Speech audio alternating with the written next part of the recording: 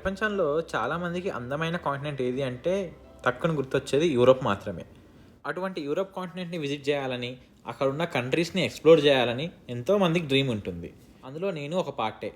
నేనైతే నాకు నచ్చిన యూరోప్ కాంటినెంట్‌ని మరియు అక్కడున్న కంట్రీస్‌ని ఎక్స్‌ప్లోర్ అయితే చేశాను. నేను వీసా అప్లికేషన్ చేసే టైంలో చాలా వీడియోస్ చూడడానికి ట్రై చేశా. కానీ నాకు ఎక్కువ వీడియోస్ అయితే దొరకలేదు. సో నాకు తెలిసిన ఇన్ఫర్మేషన్, నేను చేసిన ప్రొసీజర్ అయితే మీకు షేర్ చేసుకుంటున్నా. ముందుగా అసలు మనం యూరోప్ విజిట్ చేయడానికి మనకు కావాల్సింది షెంగన్ వీసా. కానీ ఈ షెంగన్ వీసాతో యూరోప్ మొత్తం విజిట్ చేయలేం. ఓన్లీ 29 కంట్రీస్ మాత్రమే విజిట్ చేయగలం. కానీ మనం విజిట్ చేద్దాం అనుకున్న మోస్ట్ ఆఫ్ ద కంట్రీస్ అందులో కవర్ అయిపోతాయి. కేవలం యూకే మాత్రమే కవర్ అవ్వదు. సో మనం ఫస్ట్ ఇప్పుడు షెంగన్ వీసా అప్లై చేయడానికి ఏమేమి రెడీగా ఉంచుకోవాలో చూద్దాం. ఫస్ట్ మనకు కావాల్సింది ట్రావెల్ ఐటనరీ. సో ఇది మాత్రం డీటెయిల్డ్గా రెడీ చేసి పెట్టుకోవాలి. మీరు ఇచ్చిన ఐటనరీని ఫాలో అవుతారా అవరా అనేది సెకండరీ. కానీ ముందైతే ప్రతిదీ డీటెయిల్డ్గా ఏ కంట్రీకి ఎన్ని డేస్ వెళ్తున్నారా అనేది మెన్షన్ చేయాలి.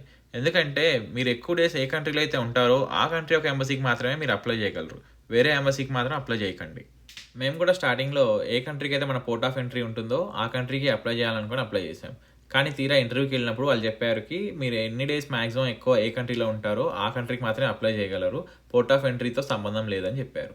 సో ఇంకా అప్పటికప్పుడు మళ్ళీ కొత్త అపాయింట్మెంట్ తీసుకొని మళ్ళీ వెళ్ళాల్సి వచ్చింది. దానివల్ల మాకు డిలే అయింది. సో ఐటనరీ అనేది కొంచెం క్లియర్గా డీటెయిల్గా మెన్షన్ చేస్తే బెటర్. నెక్స్ట్ మనం చూపించాల్సింది ఫ్లైట్ టికెట్స్. ఈ ఫ్లైట్ టికెట్స్ 2 వే టికెట్స్ మనం చూపించాలి వాళ్ళకి. సో మనం అప్లై చేసుకునే టైంకి డేట్స్కి మ్యాచ్ అయ్యేటట్టు ఫ్లైట్ టికెట్స్ కూడా ఉండాలన్నమాట. ఈ ఫ్లైట్ టికెట్స్ని నేనైతే ఏం రికమెండ్ చేస్తా అంటే రీఫండబుల్ టికెట్స్ బుక్ చేసుకోమని చెప్పి రికమెండ్ చేస్తా. ఎందుకంటే అప్పుడప్పుడు మనకి వీసా రిజెక్ట్ అయ్యే ఛాన్సెస్ ఉంటాయి. అండ్ లాస్ట్ మినిట్లో మన ట్రావెల్ ప్లాన్ చేంజెస్ కూడా ఉంటాయి. అండ్ ఇంతకుముందు చెప్పినట్టు ఇటర్నరీలో ఉన్నట్టే మనం ఫాలో అవ్వాల్సిన అవసరం లేదు.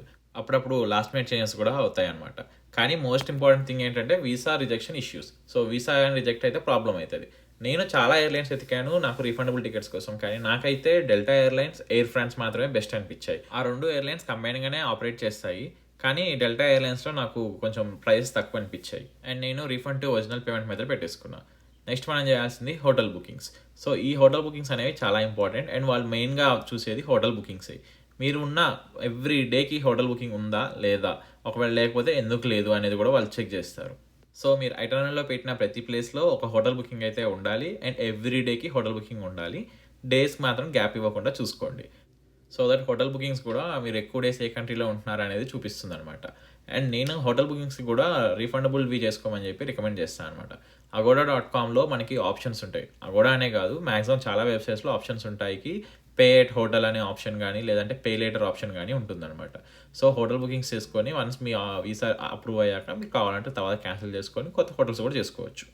నెక్స్ట్ కావాల్సింది హెల్త్ ఇన్సూరెన్స్. సో ఇది చాలా ఇంపార్టెంట్ అనమాట. హెల్త్ ఇన్సూరెన్స్ అయితే ఖచ్చితంగా ఉండాలి. మీరు విజిట్ చేసే ప్రతి డేకి హెల్త్ ఇన్సూరెన్స్ చూపించాలి వాళ్ళకి. అండ్ దానికి కూడా కొన్ని లిమిటేషన్స్ ఉంటాయి. హెల్త్ ఇన్సూరెన్స్ అనేది 30,000 euros మీకు కవర్ చేయాలన్నమాట. సో 30,000 euros మీకు కవర్ చేసే హెల్త్ ఇన్సూరెన్స్ని తీసుకోండి. ఆన్లైన్లో అయితే దొరికేస్తాయి ఇవి. సో ప్రాబ్లం ఏమి ఉండదు అనమాట హెల్త్ ఇన్సూరెన్స్కి. బట్ డెఫినెట్లీ హెల్త్ ఇన్సూరెన్స్ అనేది చాలా ఇంపార్టెంట్. నెక్స్ట్ మనం క్యారీ చేయాల్సింది బ్యాంక్ స్టేట్మెంట్స్. సో మీకు సేవింగ్స్ అకౌంట్ ఉంటే సేవింగ్స్, చెకింగ్స్ అకౌంట్ ఉంటే చెకింగ్స్, 2 ఉంటే 2. సో మ్యాక్సిమం మీ దగ్గర ఎంత అమౌంట్ ఉందో అంత చూపించడం చాలా బెటర్ అని చెప్పి నేను చెప్తాను. ఎందుకంటే వాళ్ళ ప్రకారం మినిమం పర్ డే 100 francs లేదంటే 103 euros అయితే ఉండాలి మినిమం అమౌంట్ అనేది. కానీ మనకి స్విస్కి వెళ్తే మాత్రం పర్ డే ఈజీగా 150 francs అయితే అవుతుంది.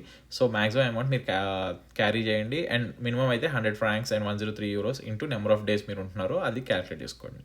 ఇంకా లాస్ట్గా ఒక సీవీ అయితే తయారు చేయాలి. ఎక్స్ప్లెయినింగ్ మీ ఇటనరీ మొత్తం ఎక్స్ప్లెయిన్ చేస్తూ ఒక పేజ్ సీవీ తయారు చేస్తే సరిపోతుంది అనమాట. ఇవి రిక్వైర్మెంట్స్. సో ఇప్పుడు అసలు మనం అప్లికేషన్ చేయడానికి ఏ వెబ్సైట్కి వెళ్ళాలి ఏంటి అనేది చూద్దాము.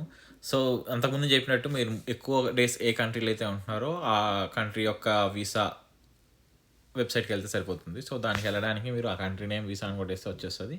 మేమైతే ఫ్రాన్స్లో ఎక్కువ డేస్ ఉంటున్నాం. అండ్ అప్లై చేసింది కూడా ఫ్రాన్స్ వీసా కాబట్టి ఫ్రాన్స్ వీసా అని కొట్టగానే మాకు ఫస్ట్ లింక్ ఫ్రాన్స్ వీసా వచ్చేసింది. అది ఓపెన్ చేశాక లాంగ్వేజ్ సెలెక్ట్ చేసుకోండి. మోస్ట్లీ చాలా వరకు ఫ్రాన్స్లో ఉంటాయి. మేము ఆల్రెడీ ఓపెన్ చేసాం కాబట్టి మాకు ఇంగ్లీష్లో కన్వర్ట్ అయ్యి ఉంది. సో లాంగ్వేజ్ చేసుకొని అక్కడ మీకు ఫస్ట్ పేజ్లోనే స్టార్ట్ యువర్ వీసా అప్లికేషన్ అని ఉంటుంది. అది కొట్టాక మీకు వీసా అప్లికేషన్ ఫామ్కి వెళ్ళి మీకు కావాల్సిన రిక్వైర్మెంట్స్ అన్నీ ఇక్కడ మళ్ళీ ఒకసారి చూపిస్తుంది అనమాట. ఇదేమో వీసా అప్లికేషన్కి కావాల్సిన రిక్వైర్మెంట్స్. మోస్ట్లీ అన్నీ మీ పర్సనల్ డీటెయిల్సే అడుగుతుంది. అండ్ పాస్పోర్ట్ ఒకటి ఉంటే సరిపోతుంది. And when coming to the ఫోటోకాపీకి ఒక 2 photos కావాలి. అండ్ పర్టికులర్ లిమిట్ అయితే ఉంటుంది, like size limits and all. So France ఎంబసీకి అయితే 35x40 విడ్త్ అడిగారు. సో మేము దాన్ని వాల్మార్ట్‌లో ట్రై చేసాము, వాల్‌గ్రీన్స్‌లో ట్రై చేసాము, సీవీఎస్‌లో ట్రై చేసాము. ఎక్కడ ట్రై చేసినా కానీ మాకైతే దొరకలేదు. సో ఆన్‌లైన్‌లో ఒక వెబ్సైట్ ఉంటుంది. ఆ వెబ్సైట్‌కెళ్తే వాళ్ళు మనం ఫోటో తీసి పంపిస్తే వాళ్ళే దాన్ని ఎగ్జాక్ట్ కావాల్సిన సైజ్‌లో క్రాప్ చేసేసి మనకి మెయిల్ చేస్తారు. అండ్ ఆ మెయిల్‌లో వాళ్ళు పంపించిన ఫోటోని తీసుకెళ్ళి వాల్మార్ట్‌లో కానీ, వాల్‌గ్రీన్స్‌లో కానీ ప్రింట్‌ఔట్ తీసుకొని కట్ చేసుకుంటే సరిపోతది. సో నేను ఆ వెబ్సైట్ కూడా కుదిరితే కింద డిస్క్రిప్షన్‌లో మెన్షన్ చేస్తాను. You can use that. లేదంటే ఆన్లైన్లో మీరు మ్యాక్సిమం చాలా వెబ్సైట్స్ ఉంటాయి మీకు కావాల్సిన ఫోటో సైజ్ రావడానికి. చాలా వరకు డౌన్లోడ్ చేసుకోవడానికి క్లియర్గా పేడే ఉంటాయి అనమాట. ఫ్రీ అనేవి చాలా రేర్గా ఉంటాయి. మాకైతే ఫ్రీది దొరకలేదు. If you get something free it's your luck. ఇంకా తర్వాతకి అప్లికేషన్ స్టార్ట్ చేద్దాము. అప్లికేషన్ స్టార్ట్ చేయడానికి ముందైతే మీరు మీ ఒక అకౌంట్ క్రియేట్ చేసుకోవాలి. సో దానికి మెయిల్ ఐడితో మామూలు ఎవ్రీథింగ్ చేసినట్టు సైన్ అప్ చేసుకోవడమే అకౌంట్కి. సో ఈ వీసా అప్లికేషన్లో డైరెక్ట్ వెబ్సైట్కి వెళ్ళడమే కాకుండా ఇంకోటి విఎఫ్ఎస్ గ్లోబల్ నుంచి కూడా అప్లై చేసుకోవచ్చు. మనం డైరెక్ట్ వెబ్సైట్కి వెళ్ళినా కానీ అపాయింట్మెంట్ మాత్రం విఎఫ్ఎస్ గ్లోబల్ ద్వారానే బుక్ చేసుకోవాలి తర్వాత. సో ముందే విఎఫ్ఎస్ గ్లోబల్ చేసుకున్న ప్రాబ్లం ఉండదు. స్టార్టింగ్ పేజ్లోనే మీరు ఏ కంట్రీకి వెళ్తారు అనేది ఇచ్చాక వాడు డీటెయిల్గా స్టెప్ బై స్టెప్ ప్రొసీజర్ అంతా ఇస్తారనమాట. Apply for visa, appointment book ఎలా చేసుకోవాలి అవన్నీ. అండ్ మీకు చాలా నీట్గా ఉంటుంది విఎఫ్ఎస్ గ్లోబల్లో అయితే. సో ఇది చాలా హెల్ప్ఫుల్గా ఉంటుంది.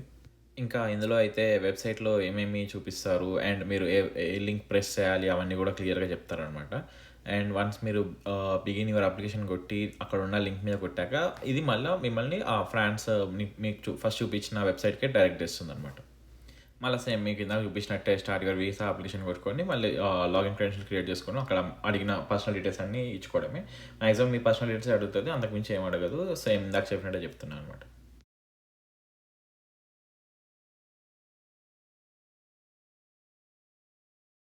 వన్స్ మీరు లాగిన్ చేశాక మీకు పేజ్ అయితే ఇలా కనిపిస్తుంది. Create a new application button అనేది మీకు డైరెక్ట్ కనిపిస్తుంది. మేము ఆల్రెడీ అప్లై చేసాం కాబట్టి మాకు కింద గ్రూప్ కనిపిస్తుంది అనమాట. సో మీరు once if you click on create a new application it will go to the application page. Once application start చేశాక ఇంకా మొత్తం మీ పర్సనల్ క్వశ్చన్స్ లైక్ మీ కరెంట్ నేషనాలిటీ ఏంటి అండ్ ప్లేస్ ఆఫ్ సబ్మిషన్ ఎక్కడి నుంచి మీరు సబ్మిట్ చేస్తున్నారు, city of submission. So place of submission వచ్చేసి నేను యూఎస్ నుంచి అప్లై చేస్తున్నాను కాబట్టి United states of America USA select చేసుకున్నాను. అండ్ యూఎస్ఏలో కొన్ని ప్లేసెస్ ఉంటాయి city of submission for application. ఆ కొన్ని ప్లేసెస్లో మీకు నియర్ బై ఏ ప్లేసెస్ దగ్గర ఉంటుందో దాన్ని సెలెక్ట్ చేసుకోండి. వీసా టైప్ వచ్చేసి మనది షార్ట్ స్టే వీసా, ఎందుకంటే మనం టూరిస్ట్ వీసా కాబట్టి. So short stay visa select చేసుకోండి. And main destination to stay మీరు ఫ్రాన్స్లోనే ఎక్కడ మెయిన్గా ఉంటారు అనేది. ట్రావెల్ డాక్యుమెంట్ వచ్చేసి మీ యొక్క పాస్పోర్ట్ కైండ్ ఆఫ్ డాక్యుమెంట్, అంటే ఏ కైండ్ ఆఫ్ డాక్యుమెంట్ అది ఆర్డినరీ పాస్పోర్ట్ కిందకి వస్తుంది మాదైతే. మీరు ఒకవేళ విఐపీస్ అయితే విఐపీ డాక్యుమెంట్స్ సెలెక్ట్ చేసుకోండి. అండ్ మీ ప్లాన్స్ ఏంటి, ప్లాన్ ఆఫ్ విజిట్ ఏంటి. సో బేసిక్గా మ్యాక్సిమం టూరిజం అండ్ ఏమైనా అడిషనల్ ఇన్ఫర్మేషన్ మీరు ఏమైనా చెప్పుకోవాలంటే చెప్పొచ్చు. సో ఇలా అన్ని పేజెస్లో మీ పర్సనల్ డీటెయిల్స్ అడుగుతుంది. Varies from person to person కాబట్టి నేను పెట్టట్లేదు.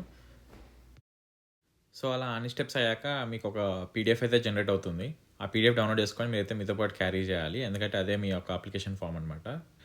అందులో రిసిప్ట్ ఉంటుంది అండ్ అన్ని మీ డీటెయిల్స్ ఉంటాయి. అండ్ ఏమేమి డాక్యుమెంట్స్ క్యారీ చేయాలనేది కూడా అందులో రాసి ఉంటుంది అనమాట. సో మీకు పీడిఎఫ్లోనే అన్ని రాసి ఉంటాయి అనమాట, సపోర్టింగ్ డాక్యుమెంట్స్, అలానే వీసా ఫీ ఎంత అండ్ అది ఎక్కడ కలెక్ట్ చేసుకుంటారు అన్నీ. సో మన నెక్స్ట్ స్టెప్ వచ్చేసి మనం అపాయింట్మెంట్ అయితే బుక్ చేసుకోవాలి. సో ఇందాక చెప్పినట్టు అపాయింట్మెంట్ అయితే మనం విఎఫ్ఎస్ గ్లోబల్లో బుక్ చేసుకోవాలి. సో విఎఫ్ఎస్ గ్లోబల్ ద్వారా మనం ఎంబసీకి అయితే అపాయింట్మెంట్ చేసుకుంటాము అండ్ విఎఫ్ఎస్ గ్లోబల్లో మన డాక్యుమెంట్ సబ్మిట్ చేస్తామన్నమాట. వాళ్ళు విఎఫ్ఎస్ గ్లోబల్ వాళ్ళు మన తరపున ఫ్రాన్స్ ఎంబసీకి మన డాక్యుమెంట్స్ పంపిస్తారు. అండ్ డాక్యుమెంట్ సబ్మిషన్కి మనం ఇన్ పర్సన్ వెళ్ళాలి. అక్కడ ఇంటర్వ్యూ లాంటిది ఏమి ఉండదు, జస్ట్ డాక్యుమెంట్ సబ్మిషన్ ఉంటుంది. సో మీరు విఎఫ్ఎస్ గ్లోబల్ వన్స్ ఓపెన్ చేశాక మీరు అక్కడ France visa application centre and location కూడా మీరు సెలెక్ట్ చేసుకోవచ్చు. దాని తర్వాతకి అపాయింట్మెంట్ కేటగిరీ మనం ఇందాక చేసినట్టు షార్ట్ స్టే అనమాట మంది. అండ్ సబ్ కేటగిరీ వచ్చేసి సేమ్ షార్ట్ స్టే. సో మీకు అలా సెలెక్ట్ చేయగానే మీకు ఏమంటే డేట్స్ కనిపిస్తాయన్నమాట. మీరు ఒక సింగిల్ అప్లికెంట్ అయితే ఒక డేట్ అవైలబుల్ ఉంటుంది, మల్టిపుల్ అప్లికెంట్స్ అయితే కొన్ని డేట్స్ అవైలబుల్ ఉంటాయి అన్నమాట. సో బేస్డ్ ఆన్ దట్ ఇంకా నెక్స్ట్ స్టెప్కి వెళ్తే మన నెక్స్ట్ స్టెప్లో మీ ఫ్రాన్స్ రిజిస్ట్రేషన్ నెంబర్ అడిగింది. ఇది వచ్చేసి మనం ఇందాక ఫ్రాన్స్ ఎంబసీ దాంట్లో ఆల్రెడీ అప్లికేషన్ ఫిల్ చేసాం కదా, లాస్ట్లో ఒక పీడిఎఫ్ జనరేట్ అవుతుంది కదా. సో ఆ పీడిఎఫ్లో ఒక క్యూఆర్ కోడ్ పైన ఉంటుంది అనమాట రిజిస్ట్రేషన్ నెంబర్. ఆ రిజిస్ట్రేషన్ నెంబర్ ఇక్కడ ఎంటర్ చేస్తే మొత్తం మీ డీటెయిల్స్ అన్నీ అప్లోడ్ అయిపోతాయి. అండ్ ఇక్కడ ఇంకా అడిషనల్ డీటెయిల్స్ కూడా కొన్ని అడుగుతుంది. మోస్ట్లీ మీ పర్సనల్ ఇన్ఫర్మేషన్ ఉంటుంది ఇక్కడ కూడా. మీ పర్సనల్ డీటెయిల్స్ అన్నీ ఇచ్చేసాక నెక్స్ట్ బుక్ అపాయింట్మెంట్ చేసుకోవడమే. అపాయింట్మెంట్ బుక్ చేసుకోవడానికి కూడా మళ్ళీ ఫీజు కట్టాలి మనం అక్కడ విఎఫ్ఎస్ గ్లోబల్లో. సో ఇక్కడ appointment fee and application fee and courier charges కూడా ఉంటాయి, ఎందుకంటే రిటర్న్లో మనకి పాస్పోర్ట్ అనేది కొరియర్లో వస్తుంది కాబట్టి అన్నీ కలిపి అరౌండ్ $50 దాకా అవుతుంది. వీడియో నచ్చి అండ్ యూస్ఫుల్గా అనిపిస్తే like, share and subscribe friends. And Europe మా ట్రావెల్ వీడియోస్ అన్ని ఫర్దర్గా అప్లోడ్ చేస్తూ ఉంటా, సో సబ్స్క్రైబ్ చేసుకున్న వాళ్ళు చూస్తూ ఉండొచ్చు. థ్యాంక్స్.